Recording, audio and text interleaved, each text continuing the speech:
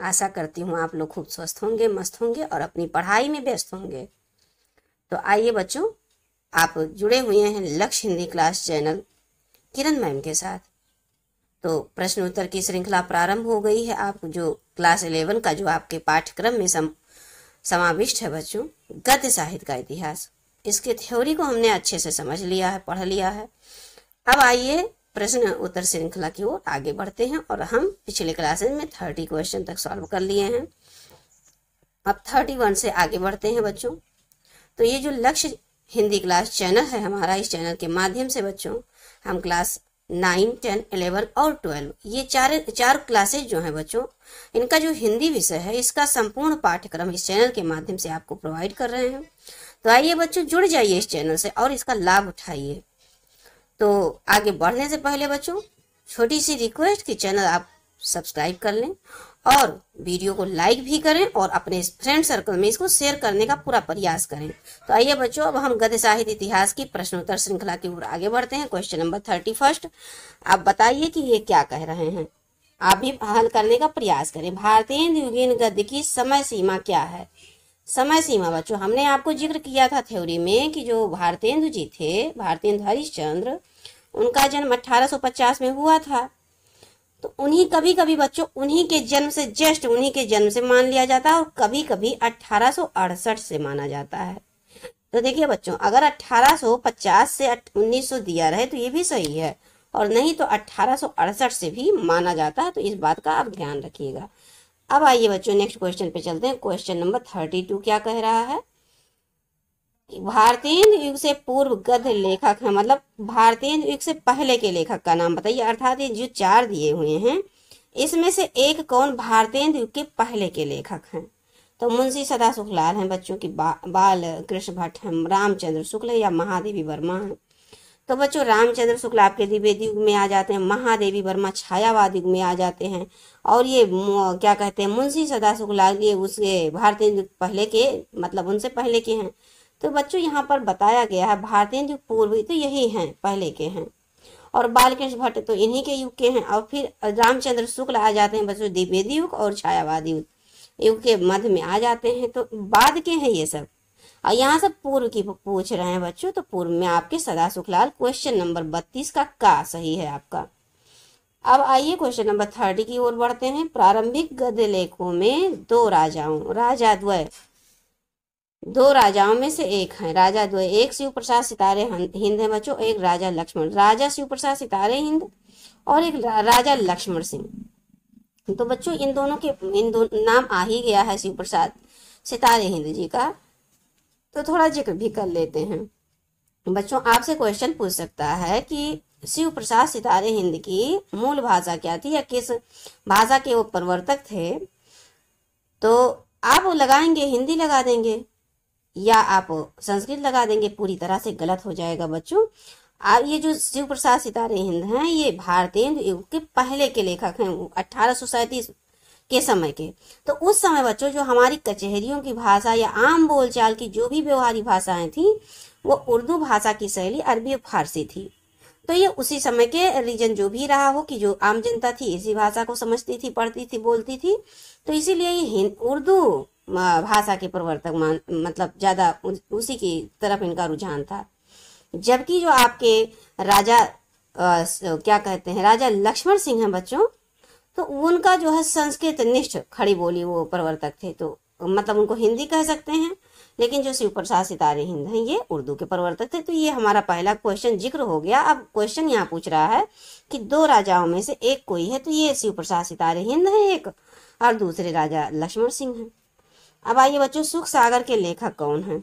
सुख सागर देखिए बच्चों, यहाँ पर ध्यान से देखिए, लल्लू लाल हैं, इंसा अल्लाह खान है, मुंशी सदा सुखलाल है या सदल मिश्र। आप ध्यान दीजिए बच्चों, यहाँ पर जो सुख लिखा है यहाँ पर किसी और में भी सुख लिखा है। तो देखिए सदा सुखलाल में भी सुख लिखा है, तो ये लेखक सुख सागर के लेखक सदा सुखलाल हैं। जबकि सदल मिश्र ने नाचकेत उपाख्यान लिखा है, इंसा अल्लाह खान ने लिखा है रानी केत की कहानी, और लल्लू लाल ने प्रेम सागर लिखा है बच्चों। आइए हम ये मोस्ट इंपॉर्टेंट चारों लेखक हैं प्राचीन समय के। हरिश्चंद्र को भारतेंदु की पदवी से कब सुशोभित किया गया था बच्चों? ये इंपॉर्टेंट क्वेश्चन है। काशी के एक विद्वान थे, विद्वान ब्राह्मण थे जिन्होंने इनको कब बताइए बच्चों, 1860 में, 1865 में, 1875 में, या फिर बच्चों 1880 में। क्वेश्चन नंबर 35 को देखिए तो आपको बताएं बच्चों कि 1885 में इनकी मृत्यु होती है। उसके 5 साल बाद ये काशी में जाते हैं और इनको भारतेंदु की उपाधि एक विद्वान द्वारा दिया जाता है। क्वेश्चन नंबर 36 को देखिए बच्चों, शिव प्रसाद सितारे हिंद किस युग के लेखक हैं? भारतेंदु युग के पूर्व के लेखक हैं, भारतेंदु युग के लेखक हैं, द्विवेदी युग के लेखक हैं, या बच्चों छायावाद युग के लेखक हैं? तो आप जानते हैं कि ये भारतेंदु पूर्व के लेखक, क्योंकि प्राचीन युगों में आते हैं शिव प्रसाद सितारे हिंद और राजा लक्ष्मण सिंह। हमने अभी बताया ना कि ये 1837 के पहले के थे। और भारतेंदु तो मतलब 1850 से 1868 से लगभग शुरू होता है, 1900 तक चलता है। अब आइए बच्चों क्वेश्चन नंबर 33 के और देखते हैं कि यहाँ पर है कि नासिकेतोपाख्यान, ये सब इंपॉर्टेंट क्वेश्चन है बच्चों, सदल मिश्र का है। निम्नलिखित में से किस रचना के लेखक गोसाई गोकुलनाथ हैं? तो 84 वैष्णव वार्ता गोसाई गोकुलनाथ हैं बच्चों। और उसके बाद में क्या कहते हैं, अष्टयाम नाभादास हैं। और ये देखिए बच्चों, गोसाई गोकुलनाथ का नाम आ गया तो जिक्र थोड़ा सा कर लेते हैं। ये वल्लभाचार्य जी के पुत्र हैं। क्षमा करें बच्चों, ये विठलनाथ के पुत्र हैं और विठलनाथ वल्लभाचार्य जी के पुत्र हैं। विठलनाथ कौन है? वल्लभाचार्य जी के पुत्र हैं और ये गोकुलनाथ विठलनाथ के पुत्र हैं। वल्लभाचार्य आप जानते हैं बच्चों, गोस्वामी क्या कहते हैं, सूरदास जी के गुरु हैं। और गोस्वामी विठलनाथ ने अष्टकवि की मतलब अष्टछाप की स्थापना की थी, 8 महान कवियों को लेकर। तो उसमें गोस्वामी क्या कहते हैं, सूरदास जी को सर्वोच्च स्थान दिया था गोसाई विठलनाथ ने। बच्चों हम विठलनाथ की बात कर रहे हैं। अष्टछाप की स्थापना विठलनाथ ने की थी, जो गोकुलनाथ के पिता थे। अब आइए श्रृंगार रस मंडन के रचयिता बच्चों, अभी यहाँ पर भी दिया हुआ था और फिर आपसे क्वेश्चन भी पूछ लिया। तो श्रृंगार रस मंडन यही विठलनाथ ने लिखा है बच्चों। किसने? विठलनाथ ने लिखा है श्रृंगार रस मंडन। अष्टयाम नाभादास ने लिखा है, फोर्ट विलियम कॉलेज कलकत्ता में है। इसी तरह से क्वेश्चन बनेंगे, सब इंपॉर्टेंट क्वेश्चन है, आप ही के सिलेबस का है बच्चों क्वेश्चन, ध्यान दीजिएगा। निम्नलिखित नामों में से कौन सा लेखक खड़ी बोली गद्य का प्रारंभिक लेखक है बच्चों? खड़ी बोली गद्य का प्रारंभिक पहले का लेखक बच्चों, तो सदल मिश्र हैं, राम प्रसाद निरंजनी है, पंडित दौलत राम है, या बच्चों फिर राजा शिव प्रसाद सितारे हिंद हैं। क्वेश्चन नंबर 42 को देखिए तो ये आपके राम प्रसाद निरंजनी, ये क्या है, खड़ी बोली गद्य के प्रारंभिक लेखक में आते हैं, राम प्रसाद निरंजनी। क्वेश्चन नंबर 42 को देखिए बच्चों, आगे बढ़ते हैं। क्वेश्चन नंबर 43 पे फोकस कीजिए आप लोग। वो क्या नाम है, 43 पे देखिए बच्चों, आदिकाल की रचना नहीं है। ध्यान से समझिए बच्चों, इसमें से सारी रचनाएं हैं और जो कह रहे हैं आदिकाल की कौन सी रचना नहीं है। हमने पहले ही सबसे पहले आपको आदिकाल ही पढ़ाया था। आदिकाल को आचार्य रामचंद्र शुक्ल ने वीर गाथा काल कहा है, हमने आपको रीजन भी बताया था। और जॉर्ज ग्रेसन ने चारण काल कहा, इसको हमने रीजन के साथ आपको बताया था। तो आप थ्योरी को अवश्य देखिएगा। जो हमारे नए बच्चे जुड़ रहे हैं बच्चों को आप थ्योरी पर फोकस कीजिएगा। प्लेलिस्ट में सारी चीजें आपको प्रोवाइड की गई, आप एक एक करके चीजों को देखिए और समझिए और हिंदी के प्रति अपनी जागरूकता बढ़ाइए और हिंदी के प्रति अपना संज्ञान विस्तार कीजिए, ज्ञान को विस्तार कीजिए बच्चों। अब चलिए, हम आदिकाल रचना नहीं है यहाँ पर, तो उक्त व्यक्ति प्रकरण नहीं है, जयचंद्र प्रकाश नहीं है, राउर बेल नहीं है, या फिर मिर्गावती नहीं है बच्चों। आप ये बात जानते हैं अच्छे से, ये जो मिर्गावती है ये भक्ति काल के समय की आते हैं। मिर्गावती कुतुबन ने लिखा है, मधुमालती मंचन ने लिखा है, आपको हमने पढ़ाया है थ्योरी में। तो यही नहीं है बच्चों, आपका आंसर नंबर घा हो जाएगा। 43 क्वेश्चन नंबर 43 का आंसर घा हो जाएगा, मिर्गावती नहीं है आदिकाल की। बाकी ये सारी रचनाएं बच्चों, राउल बेल ये रोडा नामक कवि ने लिखा था, जय चंद्र प्रकाश और उक्त व्यक्ति प्रकरण, ये सब आदिकाल की रचनाएं नहीं है। क्षमा करें बच्चों, ये सब आदिकाल की रचनाएं हैं। अब देखिए, खड़ी बोली गद्य के विकास का प्रारंभिक युग, जब खड़ी बोली गद्य का विकास हुआ तो उसका प्रारंभिक शुरुआती युग पूछ रहे हैं। क्वेश्चन नंबर 44 पे आप फोकस कीजिए बच्चों। तो आपको हमने थ्योरी में अच्छे से जिक्र किया है कि जो खड़ी बोली गद्य की शुरुआत हुई है या गद्य के विकास की शुरुआत हुई है बच्चों, प्रारंभिक युग की बात कर रहे हैं, तो ये भारतीय हिंदी युग हैं। इन्हीं के समय से कहानी, नाटक, उपन्यास, रिपोर्टाज, रेखा चित्र, बहुत सारी चीजों का गद्य साहित्य के जो विविध विधाएं हैं उनका शुरुआत हुआ था बच्चों। अब क्वेश्चन नंबर 45 की ओर हम लोग बढ़ते हैं। असत्य कथन को देखिए, यानी कि इसमें जो 4 दिया है 3 तो सत्य है बच्चों, एक ही असत्य होगा। पढ़िए, गद्य व्याकरण सम्मत वाक्यबद्ध रचना है। गद्य क्या है? व्याकरण सम्मत वाक्यबद्ध रचना है। गद्य प्रधानतया विचार, तर्क, चिंतन और विश्लेषण प्रधान होता है। गद्य में लय, यति, गति आदि का महत्व होता है। आज का युग गद्य प्रधान है, तो कौन सा गलत है? असत्य की बात हो रही है बच्चों। तो ये देखिए, ये जो गद्य में लय, गति, यति, छंद, तुक, ये सब कहाँ है? ये पद में है ना, गद्य में नहीं है। तो आपका आंसर क्या हो जाएगा? गा हो जाएगा 45 नंबर का। अब 46 नंबर की ओर बढ़ते हैं बच्चों।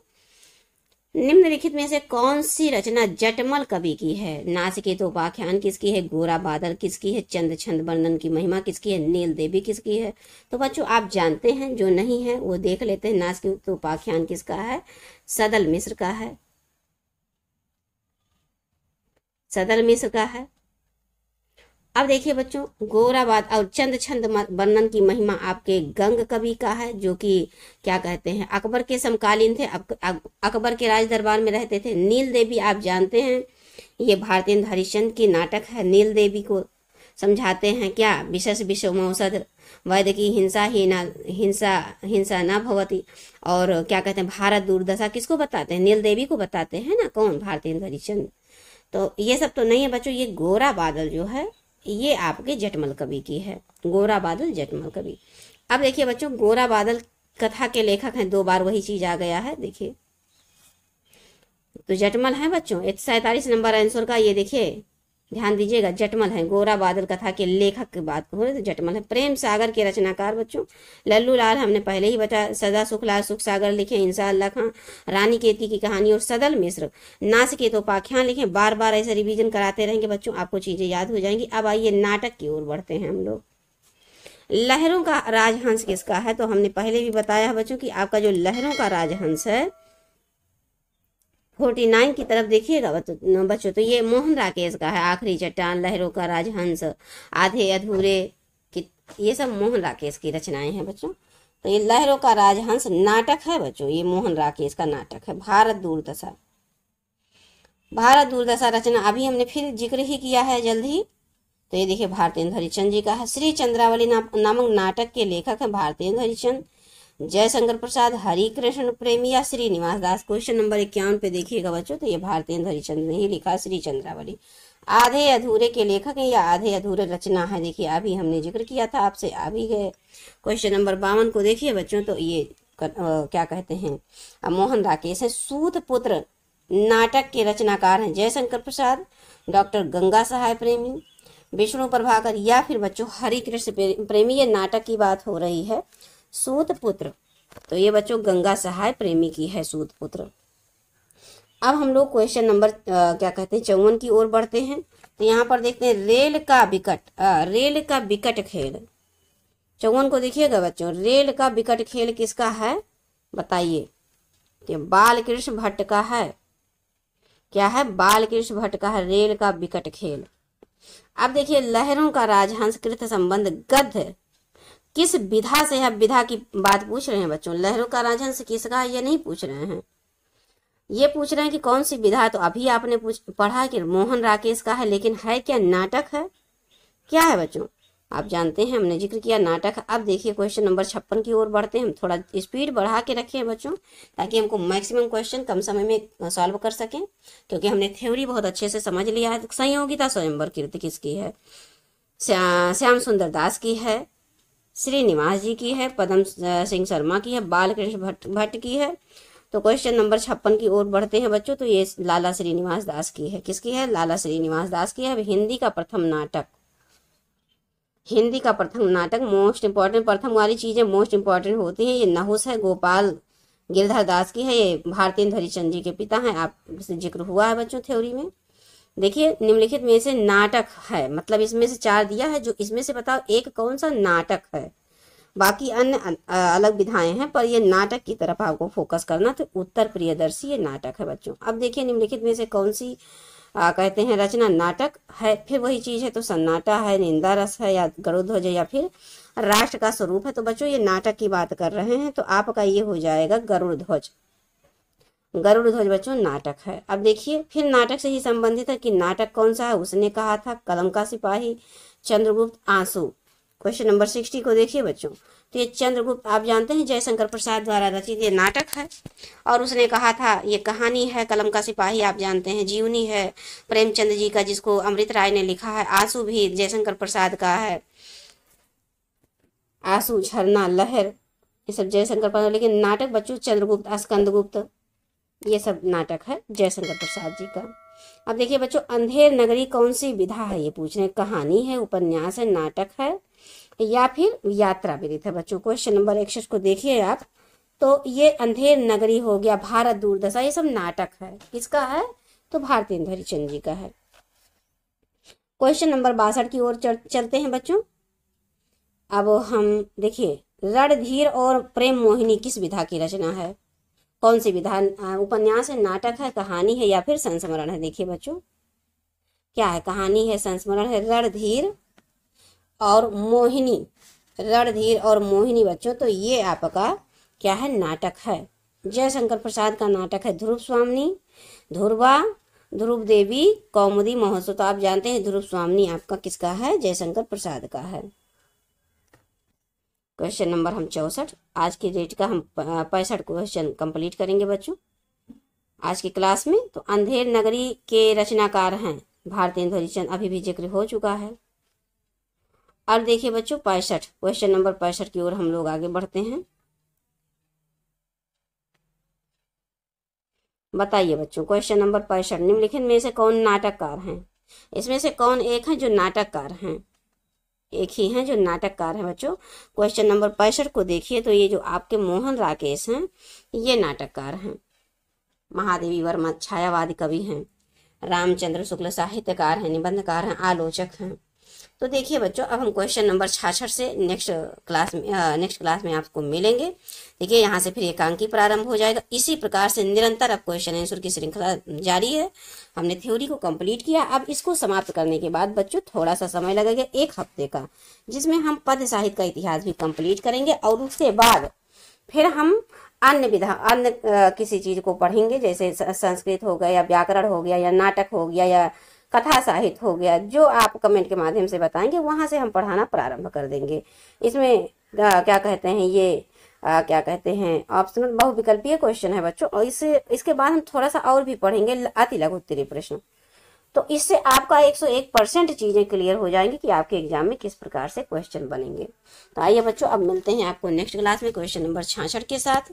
चलते चलते बच्चों छोटी सी रिक्वेस्ट। जी हाँ बच्चों आप जानते हैं जी बच्चों चैनल को सब्सक्राइब करें और वीडियो को लाइक करें तथा फ्रेंड सर्कल में शेयर अवश्य करें। जय हिंद।